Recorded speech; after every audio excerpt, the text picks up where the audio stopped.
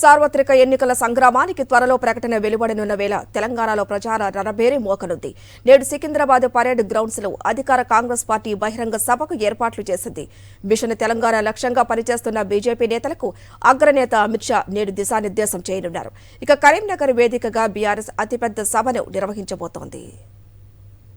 దక్షిణాది రాష్ట్రాలు ముఖ్యంగా మిషన్ తెలంగాణ లక్ష్యంగా లోక్సభ ఎన్నికలకు గ్రౌండ్ ప్రిపేర్ చేస్తున్న బీజేపీ అగ్రనేత అమిత్ షా నేడు హైదరాబాద్లో పర్యటిస్తారు.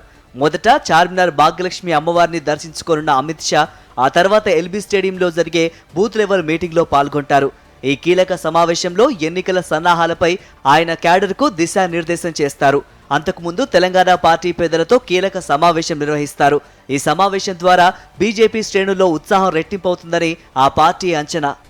రాష్ట్రంలో ఉన్నటువంటి 35,000 polling బూతులలో Bharatiya Janata party 32,000 polling booth కమిటీలు వేసుకోవడం జరిగింది. 32,000 మందితో పాటు ఒక్కొక్క పోలింగ్ బూత్కు ఒక్కొక్క ఇన్ఛార్జ్ను కూడా మేము ఫిక్స్ చేసుకొని వాళ్ళందరినీ కూడా ఇక్కడికి 62,000 మంది పోలింగ్ బూత్ అధ్యక్షులు ఇన్ఛార్జీలతో పాటు అందరినీ కూడా ఆహ్వానిస్తున్నాము.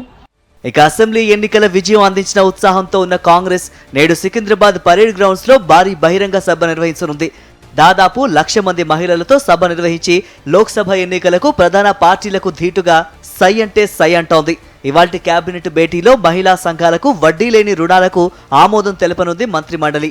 ఇదే అంశాన్ని ఇవాళ బహిరంగ సభలో ప్రకటించనున్నారు సీఎం రేవంత్ రెడ్డి. నిరుత్సాహంగా ఉన్న పార్టీ కేడర్లో కొత్త జోష్ నింపే సన్నాహాల్లో ఉన్న బీఆర్ఎస్ కు లోక్సభ ఎన్నికలు చావో రేవోగా మారాయి. మెజారిటీ సీట్లలో విజయమే టార్గెట్ గా పెట్టుకున్న బీఆర్ఎస్ బాస్ కేసీఆర్ కరీంనగర్ కేంద్రంగా పార్లమెంటు ఎన్నికల సమర శంఖాన్ని పూరించనున్నారు. కరీంనగర్ వేదికగా భారీ బహిరంగ సభను నిర్వహిస్తోంది బీఆర్ఎస్. సభలో మాజీ సీఎం కేసీఆర్ పాల్గొని ఎన్నికలపై శ్రేణులకు దిశానిర్దేశం చేయనున్నారు. దాదాపు 1,00,000 మంది ఈ సభకు హాజరయ్యే అవకాశం ఉందని ఆ పార్టీ వర్గాలు చెబుతున్నాయి. ఒకే రోజు ప్రధాన పార్టీల అగ్రనేతల సమావేశాలతో తెలంగాణలో ఎన్నికల ప్రచారం మరింత వేడెక్కటం ఖాయంగా కనిపిస్తోంది. 2-3 రోజుల్లోనే ప్రధాని నరేంద్ర మోదీ కూడా తెలంగాణలో పలు బహిరంగ సభల్లో పాల్గొనబోతున్నారు. అందుకు తగ్గట్టుగా కాంగ్రెస్ కూడా అగ్రనేతలను ప్రచారం బరిలోకి దింపేందుకు సన్నాహాలు చేస్తోంది.